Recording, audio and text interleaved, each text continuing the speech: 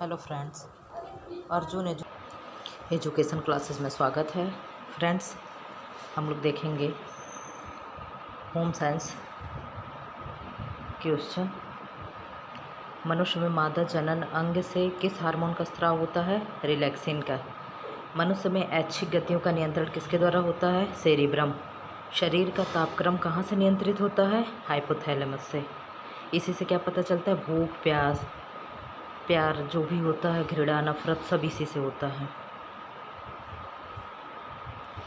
Amoeba में भोजन का अंतर ग्रहण किसके द्वारा होता है? कूटपाद के द्वारा। निम्न में से कौन सा एंजाइम लार में पाए जाते हैं? टाइलिन।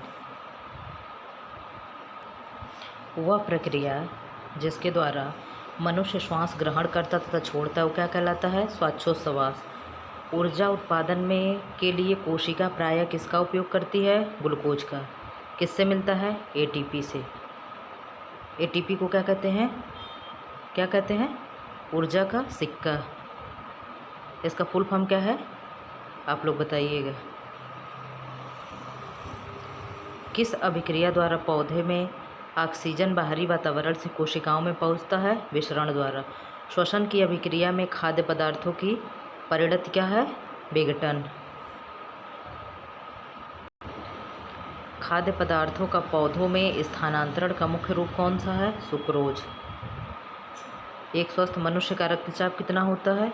120 से 80 mmHg। इसको पारे से मापते हैं, mmHg।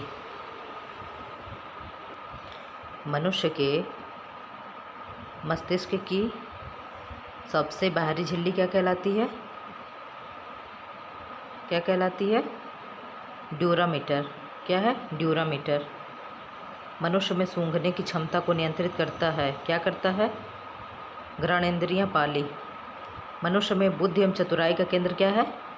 क्या है? सेरिबेलम है कि सेरिब्रम है? सेरिब्रम है। ऑक्सीजन है। ऑक्सीजन क्या है? एंजाइम है।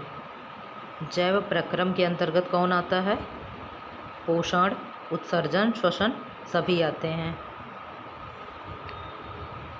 गोबर छत्ता किसके अंतर्गत आता है? गोबर छत्ता मतलब आप लोग समझ रहे हैं, वो क्या कहते हैं? मशरूम। मशरूम को ही गोबर छत्ताएँ लिखा गया है। क्या है? परजीवी है, स्वपोषी है, मृतजीवी है, परासरणी है। क्या है? मृतजीवी है। वायुमंडल में सामान्यतः CO2 पाया जाता है। कितना परसेंट? CO2 कितना है? 0.03% CO2। 78% क्या है? नाइट्रोजन है। 21% क्या है? ऑक्सीजन है।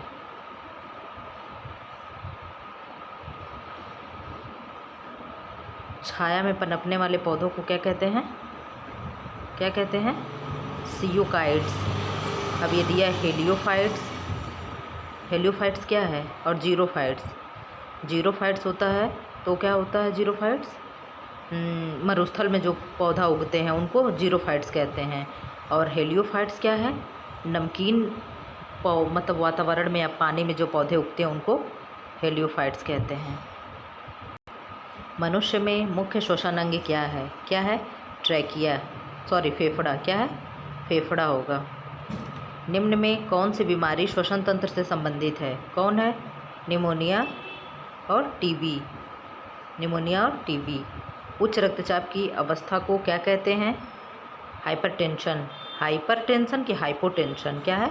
हाइपरटेंशन होगा। क्या होगा? हाइपरटेंशन। सामान्य बीपी कितनी होती है? सामान्य बीपी कितनी होती है? 120 80 mmHg।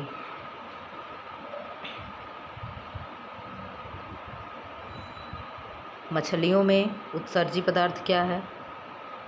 मछलियों में उत्सर्जी पदार्थ क्या है?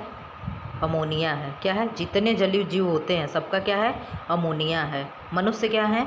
क्या उत्सर्जन करते हैं? यूरिया। मनुष्य क्या कहलाते हैं? यूरिकोटेलिक। और जितने जलीय जीव हैं वो क्या उत्सर्जन करते हैं? अमोनिया। और जितने चिड़िया उड़िया ये क्या करते हैं? यूरिक अम्ल। पौधे में आवश्यकता से अधिक जल किस क्रिया द्वारा बाहर निकाले जाते हैं? किसके द्वारा? प्रकाश संश्लेषण के द्वारा।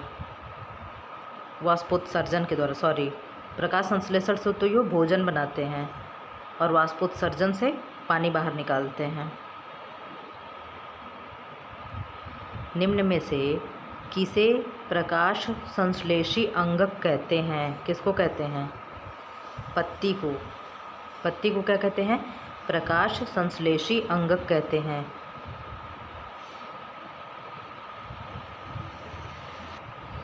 पौधे में गैसों के आदान प्रदान के लिए रहते हैं। क्या रहते हैं? जड़, रंध्र, टहनी, तना। गैसों का आदान प्रदान कौन करता है? रंध्र करते हैं। फेफड़ा का आकार होता है, कैसा होता है? शंक्वाकार, बेलनाकार, अंडाकार और गोलाकार। तो कैसा होगा? शंक्वाकार। भोजन का पाचन किस प्रकार की अभिक्रिया है? किस प्रकार की अभिक्रिया है? उपापचय कि अपचय? उपापचय। पृथक्करण का नियम किसने दिया है? किसने दिया है? मेंडल ने। जीव विज्ञान शब्द का प्रयोग सर्वप्रथम किसने किया? किसने किया है? लैमार्क तथा ट्रेविरेनस ने। जीव विज्ञान के जनक कौन कहे जाते हैं? अरस्तु। वनस्पति विज्ञान के जनक कौन कहे जाते हैं? थियोफ्रेस्टस। बॉटनी शब्द की उत्पत्ति किस भाषा से हुई है? किससे हुई है? ग्रीक भाषा से। फाइकोलॉजी में किसका अध्ययन किया जाता है? कवक का, शैवाल का, और माइकोलॉजी में कवक का। पर्यावरण का अध्ययन जीव विज्ञान की किस शाखा के अंतर्गत किया जाता है? किसके अंतर्गत किया जाएगा? पारिस्थितिकी। डेंड्रोलॉजी का संबंध किससे है? किससे है? झाड़ियों के अध्ययन से है। किससे है? झाड़ियों के अध्ययन से। फूलों के अध्ययन को क्या कहते हैं? फूलों के अध्ययन का संबंध किससे है? फ्लोरी कुछ करके है ऐसे ही, देखिए आ गया। पुष्पों का अध्ययन कहलाता है एंथ्रोलॉजी। वनस्पति संवर्धन से संबंधित विज्ञान की शाखा को कहते हैं, क्या कहते हैं? वनस्पति है तो क्या होगा? हार्टिकल्चर। और ओलेरी में किसका करते हैं? सब्जी का। और फ्लोरिकल्चर में फूलों का। स्पर्मोलॉजी में किसका अध्ययन किया जाता है? स्पर्मोलॉजी में किसका? परागकण का, नहीं बीज का। सर्पेंटोलॉजी में किसका अध्ययन करते हैं? सर्पों का। एग्रोलॉजी में किसका अध्ययन करते हैं? घासों का।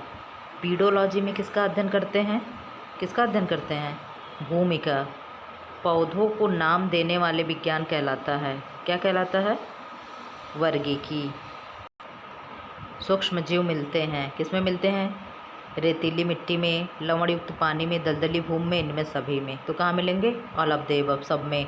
विषाणु वृद्धि करता है जीवित कोशिका में, चीनी के विलयन में, मृत शरीर में, पानी में। तो किस में करेगा? जीवित कोशिका में। वायरस क्या होते हैं? वायरस निष्क्रिय पड़े होते हैं हमारे वातावरण में। जब वो हमारे संपर्क में आते हैं, हमारे स्किन से जब टच करते हैं, तब वो सक्रिय होते हैं, नहीं तो क्या है? वो निष्क्रिय हैं, मृत अवस्था में पड़े हुए हैं। साबूदाना किससे बनाया जाता है? साइकस से। फलों का अध्ययन क्या कहलाता है? पोमोलॉजी। क्या कहलाता है? पोमो।